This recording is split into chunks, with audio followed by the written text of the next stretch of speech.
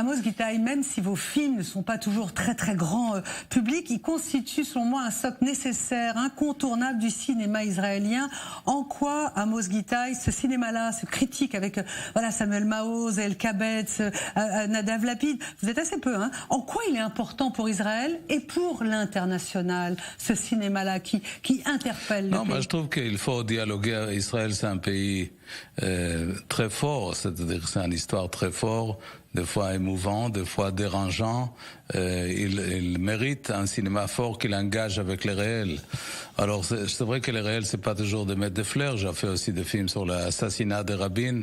J'ai fait sur mon propre expérience avec Kippour. J'ai fait Kadosh, etc. Mais c'est tout à fait une histoire qui mérite un cinéma qui engage avec le réel.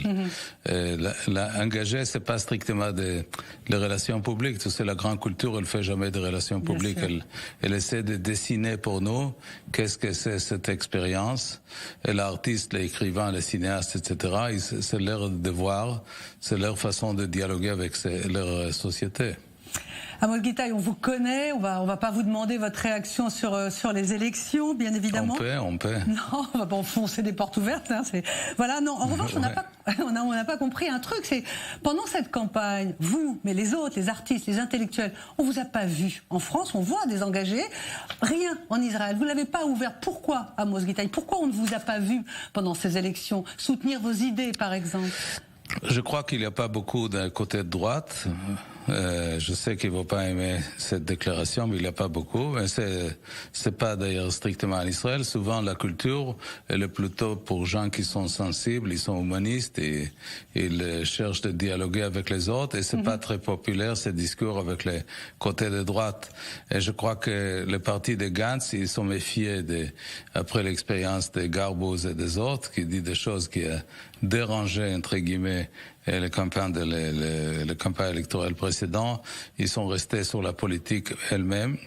Mais je suis sûr que tous les grands écrivains, cinéastes et les gens qui travaillent dans l'art plastique israélien, ils l'expriment pendant toute l'année. Alors, mais tu as raison. Tu as raison. Pendant les campagnes, c'était un peu absent le vote, le voix des intellectuels, d'artistes, oui. Très, très absent.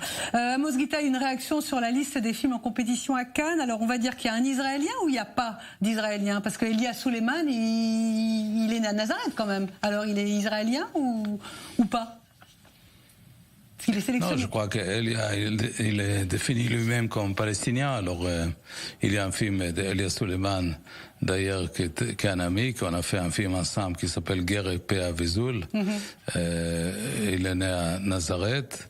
Et je crois que comme, dans l'habitude, comme on ne reconnaît pas l'autre, on lui pousse vers une définition qui peut-être ne va pas lui convient, mais il faut que les Palestiniens vont avoir un espace de définir leur propre identité. On ne va pas récupérer l'identité de tout le monde. Non. Et j'imagine que c'est ça le sujet d'Elia Suleiman. Et comme je vais présider un des jurys du Festival de Cannes, je vais avoir le plaisir de voir le film d'Elia et des autres. Oui. Ah, formidable. Qu'est-ce que vous allez faire à Cannes? Vous allez présider quel jury?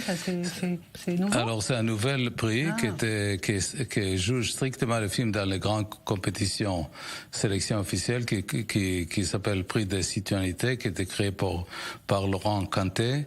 Et il est tout nouveau, ça c'est seulement la deuxième année. Et comme ils m'ont demandé de présider cette jury dans le Festival de Cannes, j'ai dit oui, ça me plaît même le titre de ce prix.